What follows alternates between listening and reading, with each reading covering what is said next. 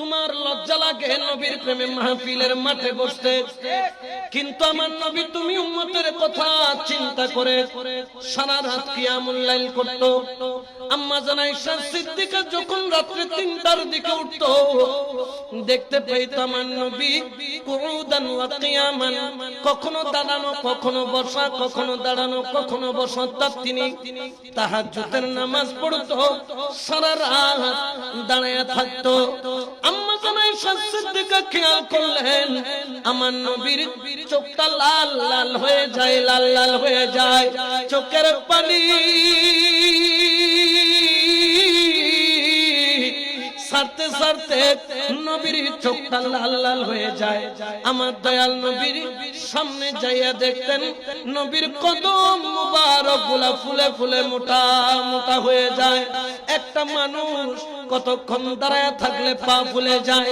আমরা মাঝে মধ্যে চট্টগ্রাম থেকে সিলেট যাই মাহফিল করতে, বরিশাল যাই, বগুড়া যাই, রংপুর যাই, দিনাজপুর যাই। যখন 8 ঘন্টা 9 ঘন্টা গাড়িতে কাটায়, পা গুলা হালকা হালকা করে ফুলে। আমার নবী কতক্ষণ দাঁড়ায়া ছিল, কতক্ষণ দাঁড়ায়া থাকার কারণে পা গুলা মোটা মোটা হয়ে ফুলে যেত।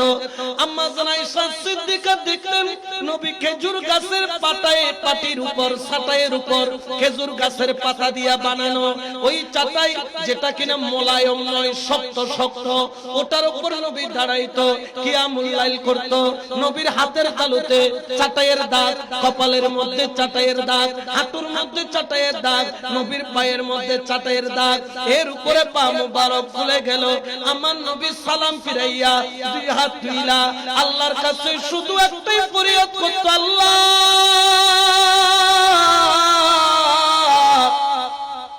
ও আল্লাহ রব্বি হাবিলি উম্মতি। আল্লাহ তোর কাছে কিছুই চাই নাই, আমি 70 তালি জুব্বা গায়ে দিতে রাজি, কিন্তু আমার উম্মতরে আমি নবীর ভাগে দিয়া দাও। আল্লাহ আমি 18 দিন পেটে পাথর বাঁধতে রাজি, আল্লাহ আমার উম্মতকে আমার ভাগে দিয়ে দাও। আল্লাহ আমি তায়েফের ময়দানে পাথরের আঘাত সহ্য করতে করতে বেহুশ হইতে রাজি, রক্তে লাল হইতে রাজি, কিন্তু আমার উম্মতকে আমার ভাগে দিয়ে দাও। রব্বি হাবিলি উম্মতি বলে বলে আমার নবী সারা রাত যাই নামাজের মধ্যে। আমরা তো নরম যাই নামাজ, আমাদের জন্য নরম যাই নামাজ, কিন্তু নবীর যাই নামাজটা ছিল খেজুর গাছের পাতা দিয়া বানানো আর চাটাই, ওই চাটাইয়ের মধ্যে দাগ দাগ হয়ে যায়। আমার আম্মা জান আয়েশা তাড়াতাড়ি বিছনার মধ্যে গেলেন, কম্বলটা নিলেন, তোশকটা নিলেন, নবী সালাম ফিরানোর দেরি, যাই নামাজটা টান দিয়া নিয়া তোশকটা দিলেন। ও নবী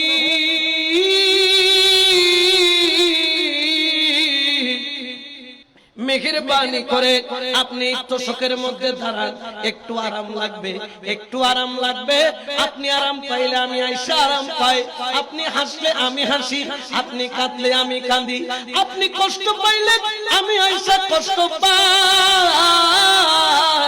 ওরে দয়াল নবী গো, নরম গালিচা বিছায়া দেই, আপনি একটু আরাম করে উম্মতের জন্য কাঁদবেন। আমার নবী বলেন আয়েশা নরম গালিচাটা নিয়ে যাও, আমার নরম গালিচা দরকার নাই, দরকার নাই, দরকার নাই।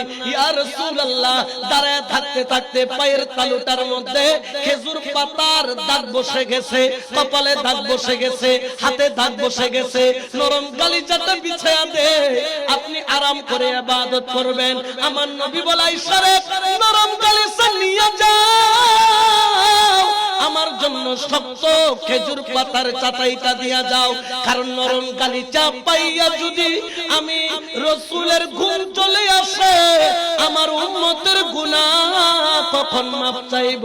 আমি যদি আরাম গালিচা পাইয়া আমি নবী যদি আরামের ঘুম দিয়া দে, আমার উম্মতের জন্য কে কাঁদবো? আয়েশা নরম গালিচা নিয়ে যাও, আমার নরম গালিচার দরকার নাই, আমি শক্ত খেজুরের পাতার ঢালের মধ্যে নামাজ পড়তে রাজি, কিন্তু আমার উম্মতকে ছাড়তে রাজি না। সুবহানাল্লাহ বলেন না।